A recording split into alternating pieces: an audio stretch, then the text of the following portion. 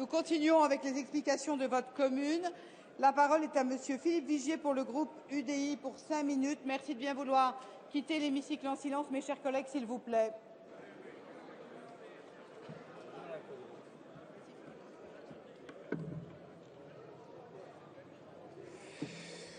Madame la Présidente, on va attendre une seconde.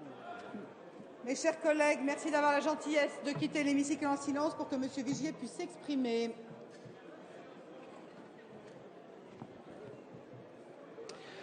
Madame la Présidente, Madame la Ministre, Monsieur le Ministre, mes chers collègues, nous sommes donc appelés à nous prononcer sur le projet de loi relatif au procureur de la République financier et le projet de loi relatif à la lutte contre la fraude fiscale.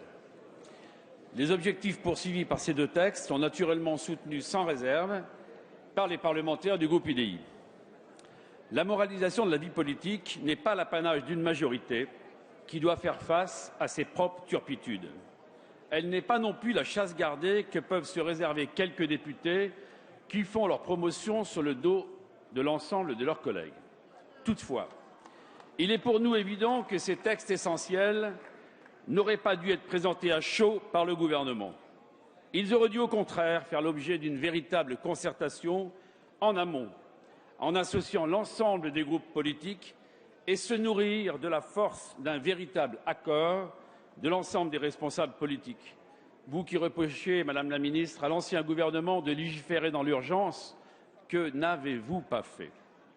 Assurer à nos concitoyens que la fraude fiscale est combattue avec la fermeté la plus totale est un impératif absolu, une exigence à laquelle nous souscrivons.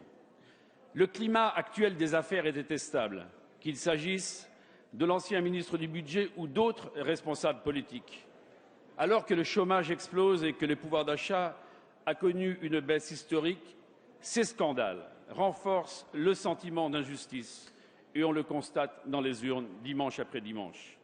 Il s'agit également d'un impératif pour nos finances publiques, puisque la fraude fiscale ne représente pas moins de 50 à 60 milliards de manque à gagner chaque année.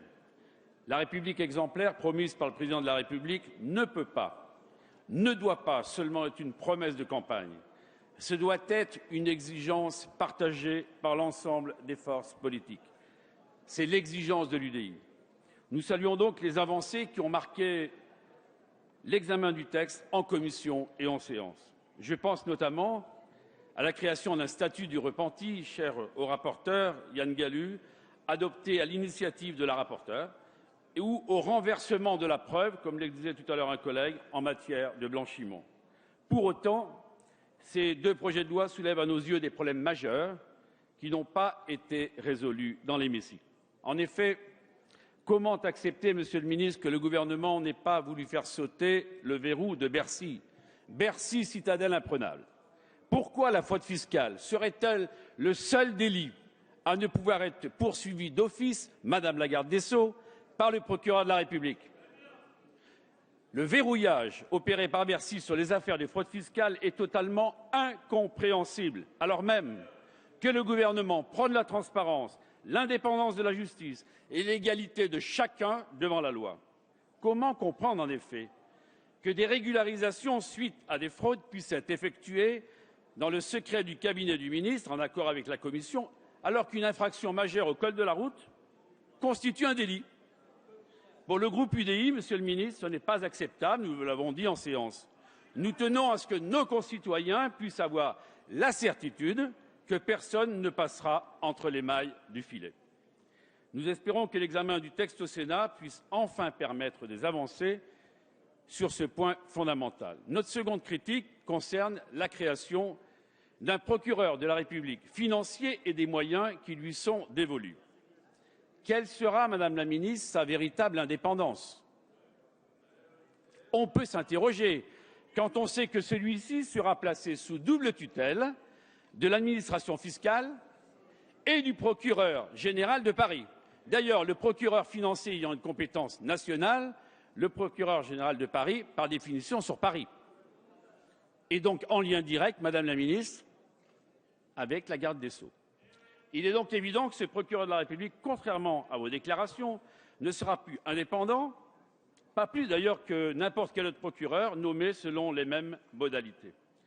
Nous désapprouvons donc cette usine à gaz qui ne pourra que déstabiliser la justice, disperser les moyens entre les deux parquets, risquant, qui plus est, d'entrer en conflit.